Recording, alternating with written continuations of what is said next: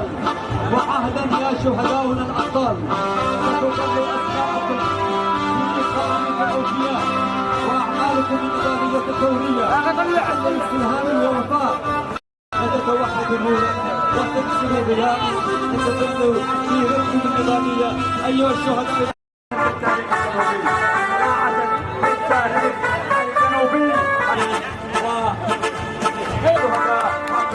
كان آخرهم الشهيد الغائب عبد اللطيف السيد الذي كان له أن يتخطى جبهة القتال ويصنع كل الانتصارات ملاحقة لأوتار الإرهاب هنا وهناك.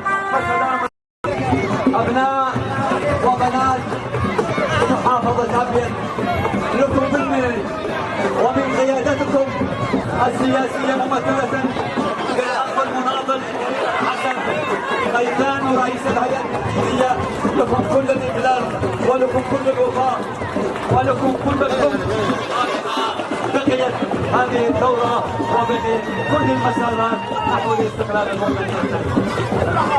أيها الأخوة الحاضرون، حضراتكم تاريخية مجيدة، ونحن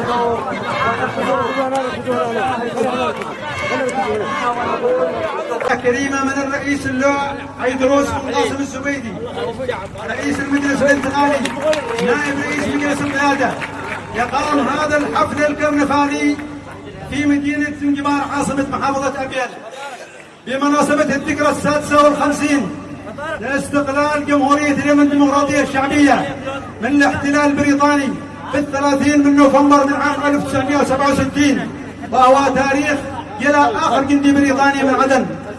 لا ينال الجنوب استقلاله بعد نضال شاق خاضه الآباء والأجداد ضد الاحتلال البريطاني خلال ثورته التي استمرت 4 أعوام، قدمت خلالها تضحيات جسيمة تكللت بالاستقلال الناجز واعلان الجنوب جمهورية مستقلة عاصمتها عدن. ايها الحشد الكريم، تأتي هذه المناسبة اليوم وشعبنا يخوض نضالا اخر على طريق الاستقلال الثاني، ما اشبه اليوم بالبارحة، رفض الهيمنة والاستعباد، جينات جنوبية متوارثة جيلا بعد جيل تتجلى تلك الروح والفداء والتضحية في سبيل الدفاع عن الارض والدين في كل المراحل والازمان من ابناء محافظة ابين، ومشاركتهم في احياء هذه المناسبة الوطنية المجيدة بقدر ما هو وفاء وعرفاء لاولاك الثوار.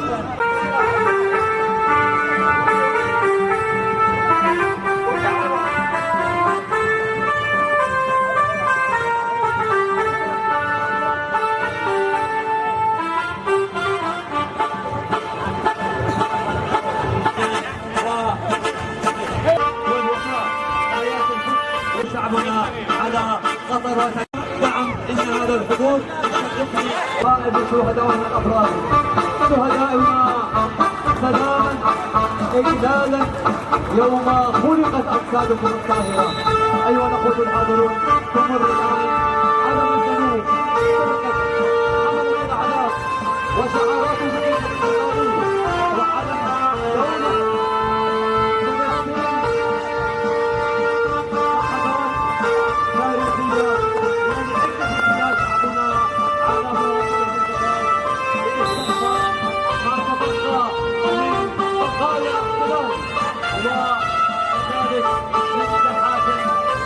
دوله في بلاد الأفكار.